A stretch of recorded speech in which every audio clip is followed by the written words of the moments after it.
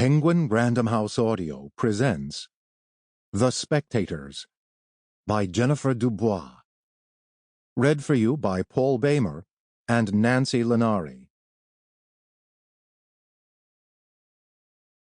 To the women of my family, especially Carolyn, Beverly, Marjorie, and Kate, in gratitude for your resilience and in celebration of your second acts.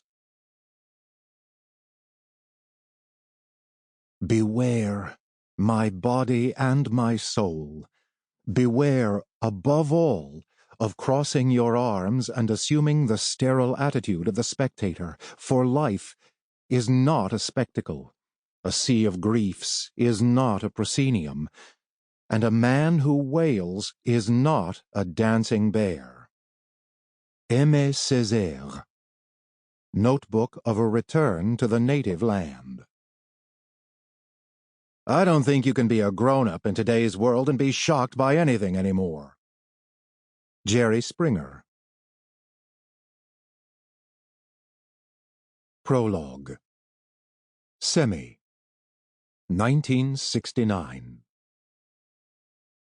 For years, this is how we remembered the man who would be Mattie M. Walking through Greenwich Village, hands shoved into pockets, leaving a contrail of energy in his wake. He was Matthew Miller, then, Counselor M. Miller, Esquire, to the courts, Matthias Milgram to his grandparents, Matthew to a very, very few. They say he had the charisma of a Kennedy, and not without reason, though he didn't have the face of one, and doesn't now. He only appears mild and unshockable, and impossible to rouse to fury if you didn't know better. He had an inelegant, raccoonish walk he later unlearned for the cameras. But he also radiated a subtle electricity, something slight and untraceable that connectified the air around him, and it was easy to mistake this, then, for the particular dynamism of compassion. Because compassion took work, he always said, and anyone who told you otherwise wasn't really trying to be good at it. This quality, whatever it was, is entirely undetectable on television. If men can change until they disappear, then it shouldn't surprise us that worlds can, too. And yet, no matter what anyone says, there is no ceiling to our capacity for surprise. 200 years ago, Washington Square Park was a mass grave, and before that it was a marsh.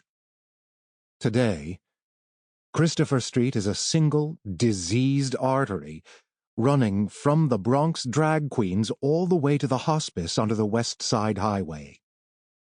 30 years ago, you could still get arrested there for window shopping too close to another man.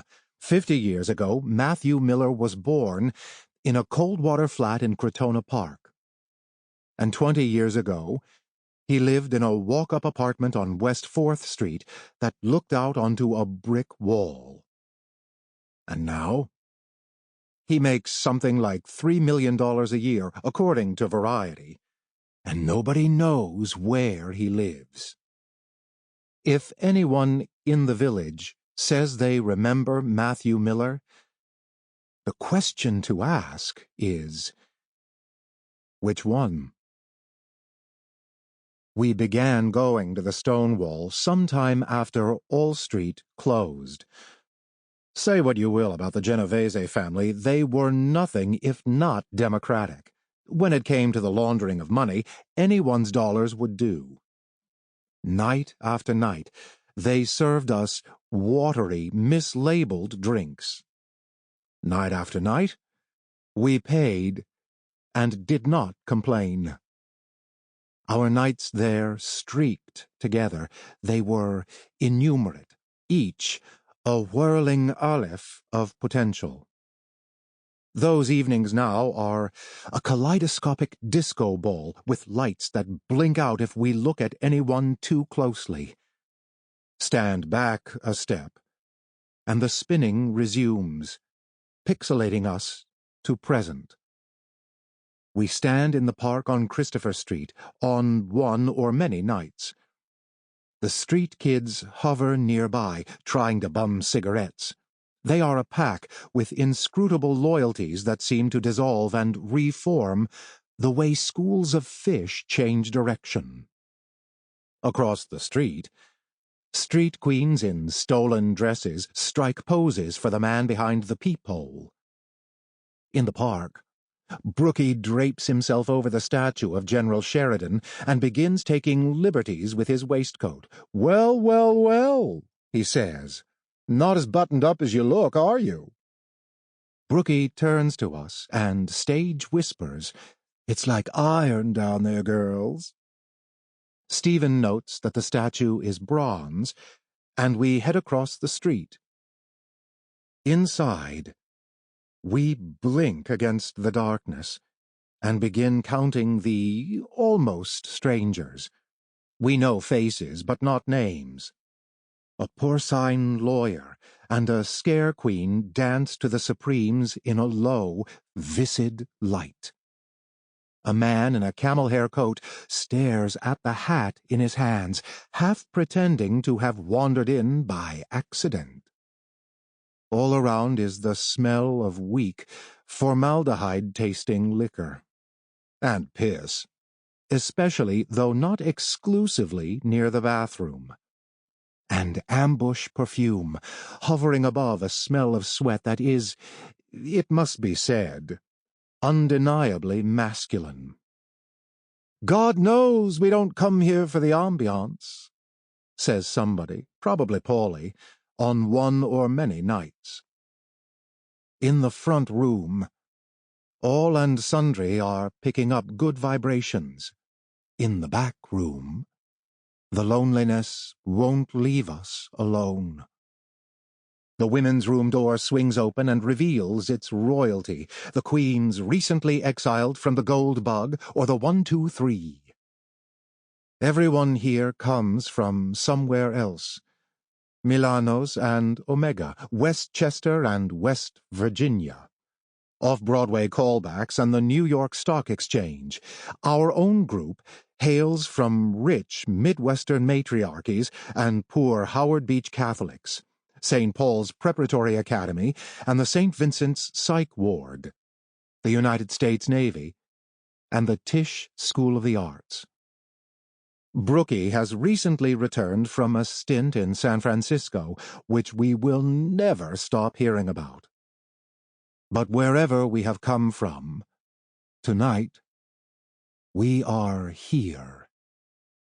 We dance, we drink, we lose each other. We sip from glasses streaked with grime and, it turns out later, hepatitis. We stare at boys with hip-huggers and teased hair. We stare at boys in stage makeup who do not necessarily work in the theater. A man we've known forever takes off his glasses, and we stare at him, too. Perhaps he catches us. Perhaps we let him. And for a moment, the Dionysian evening stills to a single Apollonian face, even as the ephebes and catamites, concupiscent and riotous, dance all around us in the dark. There is nothing new under the sun. One of us always said about everything, and no, maybe not even this.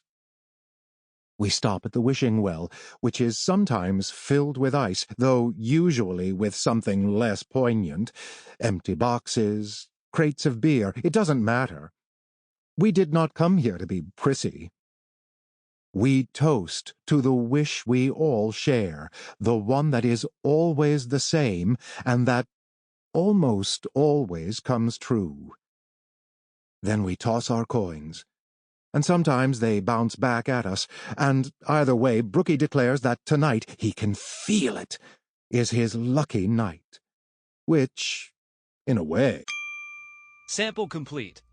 Ready to continue?